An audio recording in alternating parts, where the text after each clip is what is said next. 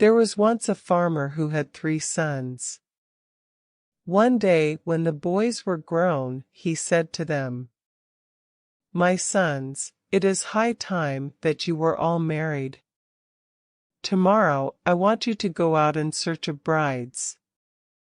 "But where shall we go?" the oldest son asked. "I have thought of that, too," the father said.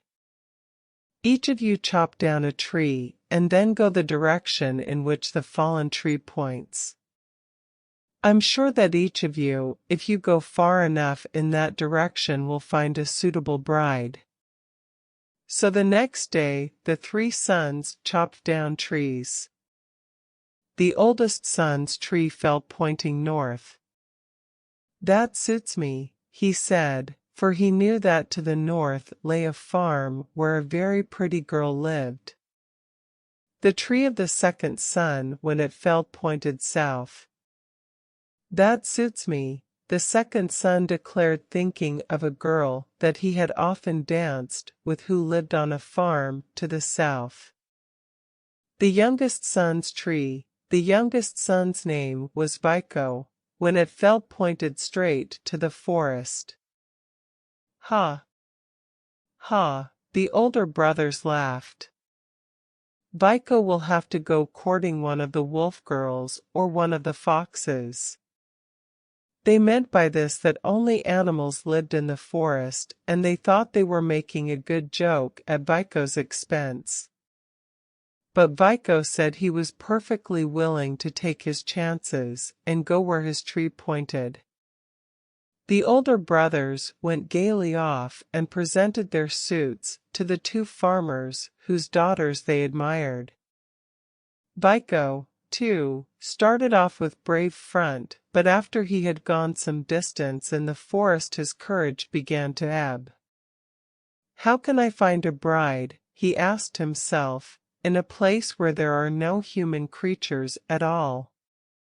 Just then he came to a little hut. He pushed open the door and went in. It was empty. To be sure, there was a little mouse sitting on the table, daintily combing her whiskers, but a mouse, of course, doesn't count. "There's nobody here," Vico said aloud. The little mouse paused in her toilet and, turning towards him, said reproachfully, "Why, Vico, I'm here." "But you don't count. You're only a mouse." "Of course I count," the little mouse declared. "But tell me, what were you hoping to find?" "I was hoping to find a sweetheart." The little mouse questioned him further, and Vico told her the whole story of his brothers and the trees. "The 2 older ones are finding sweethearts easily enough," Vico said, "but I don't see how I can off here in the forest. And it will shame me to have to go home and confess that I alone have failed."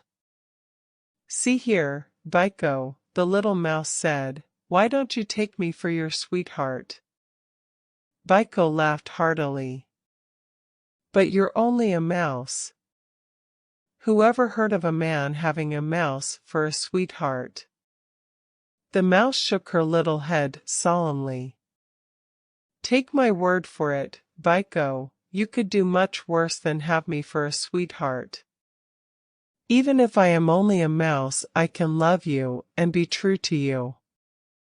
She was a dear dainty little mouse, and as she sat looking up at Vico, with her little paws under her chin and her bright little eyes sparkling, Vico liked her more and more. Then she sang Vico a pretty little song, and the song cheered him so much that he forgot his disappointment at not finding a human sweetheart, and as he left her to go home he said, "Very well, little mouse, I'll take you for my sweetheart." At that the mouse made little squeaks of delight, and she told him that she'd be true to him and wait for him no matter how long he was in returning. Well, the older brothers, when they got home, boasted loudly about their sweethearts. "Mine," said the oldest, "has the rosiest, reddest cheeks you ever saw." "And mine," the second announced, "has long yellow hair." Biko said nothing. "What's the matter, Biko?" the older brothers asked him, laughing. "Has your sweetheart pretty pointed ears or sharp white teeth?" You see, they were still having their little joke about foxes and wolves. "You needn't laugh," Biko said. "I found a sweetheart. She's a gentle, dainty little thing gowned in velvet." "Gowned in velvet," echoed the oldest brother, with a frown. "Just like a princess," the second brother sneered. "Yes," Biko repeated, "gowned in velvet like a princess. And when she sits up and sings to me, I'm perfectly happy." "Huh," grunted the older brothers, not at all pleased that Biko should have so grand a sweetheart. "Well," said the old farmer after a few days, "now I should like to know what those sweethearts of yours are able to do. Have them each bake me a loaf of bread so that I can see whether they're good housewives." "Mine will be able to bake bread, I'm sure of that," the oldest brother declared boastfully. "So will mine," chorused the second brother. Biko was silent. "What about the princess?" they said with a laugh. "Do you think the princess can bake bread?" "I don't know," Biko answered truthfully. "I'll have to ask her." Of course he had no reason for believing that the little mouse could bake bread, and by the time he reached the hut in the forest he was feeling sad and discouraged. When he pushed open the door, he found the little mouse as before, seated on the table, daintily combing her whiskers.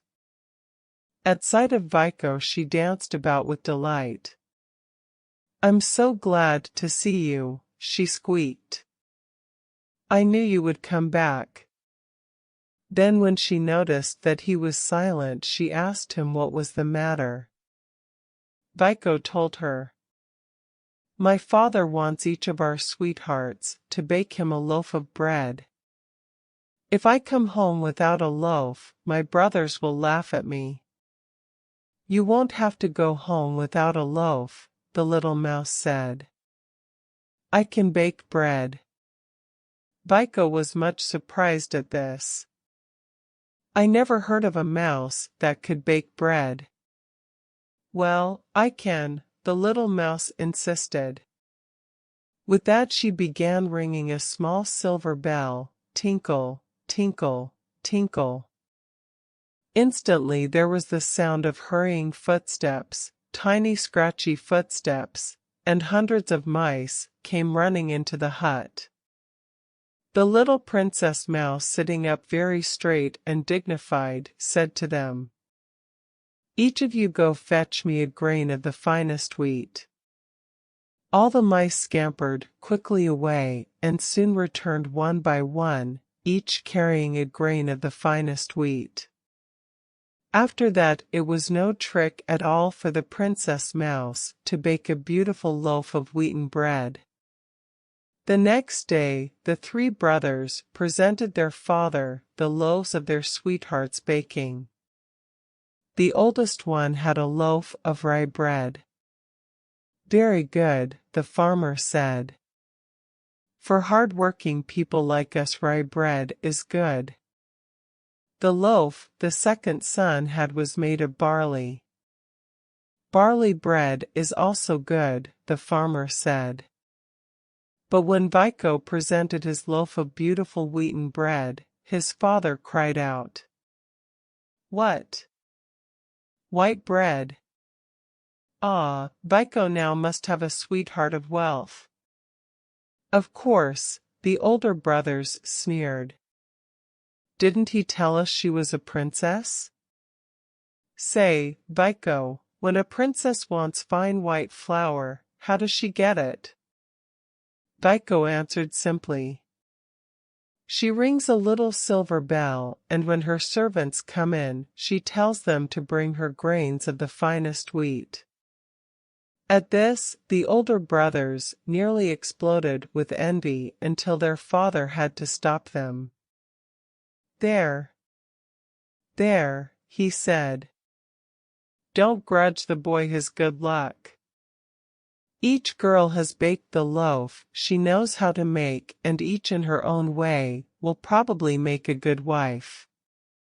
But before you bring them home to me, I want one further test of their skill in housewifery. Let them each send me a sample of their weaving. The older brothers were delighted at this, for they knew that their sweethearts were skillful weavers. We'll see how her ladyship fares this time, they said, sure in their hearts that Vaiko's sweetheart, whoever she was, would not put them to shame with her weaving. Vaiko, too, had serious doubts of the little mouse's ability at the loom. Whoever heard of a mouse that could weave, he said to himself as he pushed open the door of the forest hut. Oh, there you are at last, the little mouse squeaked joyfully. She reached out her little paws in welcome, and then in her excitement she began dancing about on the table. Are you really glad to see me, little mouse? Vaiko asked. Indeed I am, the mouse declared. Am I not your sweetheart? I've been waiting for you and waiting, just wishing that you would return. Does your father want something more this time, Vaiko? Yes, and it's something I'm afraid you can't give me, little mouse. Perhaps I can. Tell me what it is. It's a sample of your weaving. I don't believe you can weave. I never heard of a mouse that could weave. Tut. Tut, said the mouse. Of course I can weave. It would be a strange thing if Vaiko's sweetheart couldn't weave. She rang the little silver bell, tinkle, tinkle, tinkle, and instantly there was the faint scratch-scratch of 100 little feet as mice came running in from all directions and sat up on their haunches awaiting their princess orders. Go each of you, she said, and get me a fiber of flax, the finest there is. The mice went scurrying off, and soon they began returning one by one each, bringing a fiber of flax. When they had spun the flax and carded it, the little mouse wove a beautiful piece of fine linen. It was so sheer that she was able when she folded it to put it into an empty nutshell. Here, Vaiko, she said, here in this little box is a sample of my weaving. I hope your father will like it. Vaiko, when he got home, felt almost embarrassed, for he was sure that his sweetheart's weaving would shame his brothers. So at first he kept the nutshell hidden in his pocket. The sweetheart of the oldest brother had sent as a sample of her weaving a square of coarse cotton. Not very fine, the farmer said, but good enough. The second brother's sample was a square of cotton and linen mixed. A little better, the farmer said, nodding his head. Then he turned to Vaiko. And you, Vaiko, has your sweetheart not given you a sample of her weaving? Vaiko handed his father a nutshell, at sight of which his brothers burst out laughing. Ha! Ha! Ha! They laughed. Vaiko's sweetheart gives him a nut when he asks for a sample of her weaving. But their laughter died as the farmer opened the nutshell and began shaking out a great web of the finest linen. Why, Vaiko, my boy, he cried, "however did your sweetheart get threads for so fine a web?" Vico answered modestly. She rang a little silver bell and ordered her servants to bring her in fibers of finest flax. They did so, and after they had spun the flax and carded it, my sweetheart wove the web you see. "Wonderful," gasped the farmer. "I have never known such a weaver." The other girls will be all right for farmers' wives, but Vico's sweetheart might be a princess. "Well," concluded the farmer, "it's time that you all brought your sweethearts home. I want to see them with my own eyes. Suppose you bring them tomorrow. She's a good little mouse, and I'm very fond of her," Vico thought to himself as he went out to the forest, "but my brothers will certainly laugh when they find she is only a mouse. Well, I don't care if they do laugh. She's been a good little sweetheart to me, and I'm not going to be ashamed of her." So when he got to the hut, he told the little mouse at once that his father wanted to see her. The little mouse was greatly excited. "I must go in proper style," she said. She rang the little silver bell and ordered her coach and 5. The coach when it came turned out to be an empty nutshell, and the 5 prancing steeds that were drawing it were 5 black mice. The little mouse seated herself in the coach, with a coachman mouse on the box in front of her and a footman mouse on the box behind her. "Oh, how my brothers will laugh," thought Vico. But he didn't laugh. He walked beside the coach and told the little mouse not to be frightened, that he would take good care of her. His father, he told her, was a gentle old man and would be kind to her. When they left the forest, they came to a river which was spanned by a footbridge. Just as Vico and the nutshell coach had reached the middle of the bridge, a man met them coming from the opposite direction. "Mercy me!" the man exclaimed as he caught sight of the strange little coach that was rolling along beside Vico. "What's that?" He stooped down and looked, and then, with a loud laugh, he put out his foot and pushed the coach, the little mouse, her servants, and her 5 prancing steeds, all off the bridge and into the water below. "What have you done?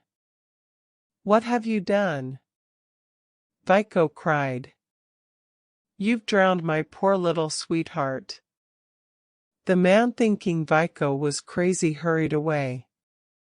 Vico, with tears in his eyes, looked down into the water. "You poor little mouse," he said. "How sorry I am that you were drowned. You were a faithful, loving sweetheart, and now that you are gone, I know how much I loved you." As he spoke, he saw a beautiful coach of gold, drawn by 5 glossy horses, go up the far bank of the river.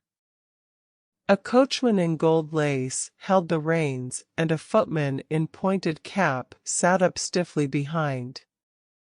The most beautiful girl in the world was seated in the coach. Her skin was as red as a berry and as white as snow, her long golden hair gleamed with jewels, and she was dressed in pearly velvet. She beckoned to Vico, and when he came close she said, "Won't you come sit beside me?" "Me? Me?" Vico stammered, too dazed to think. The beautiful creature smiled. "You were not ashamed to have me for a sweetheart when I was a mouse," she said, "and surely now that I am a princess again you won't desert me." "A mouse?" Vico gasped. "Were you the little mouse?" The princess nodded. Yes, I was the little mouse under an evil enchantment, which could never have been broken if you had not taken me for a sweetheart and if another human being had not drowned me. Now the enchantment is broken forever. So come, we will go to your father, and after he has given us his blessing we will get married and go home to my kingdom. And that's exactly what they did. They drove at once to the farmer's house, and when Vico's father and his brothers and his brothers' sweethearts saw the princess coach stopping at their gate, they all came out bowing and scraping to see what such grand folk could want of them. "Father," Vico cried, "don't you know me?" The farmer stopped bowing long enough to look up. "Why, bless my soul," he cried, "it's our Vico." "Yes, father, I'm Vico, and this is the princess that I'm going to marry." "A princess, did you say, Vico?" "Mercy me, where did my boy find a princess?" "Out in the forest, where my tree pointed." "Well, well, well," the farmer said, "where your tree pointed. I've always heard that was a good way to find a bride." The older brothers shook their heads gloomily and muttered, "Just our luck. If only our trees had pointed to the forest we, too, should have found princesses instead of plain country wenches." But they were wrong. It wasn't because his tree pointed to the forest that Vico got the princess. It was because he was so simple and good that he was kind even to a little mouse. Well, after they had got the farmer's blessing they rode home to the princess kingdom and were married. And they were happy as they should have been, for they were good and true to each other, and they loved each other dearly.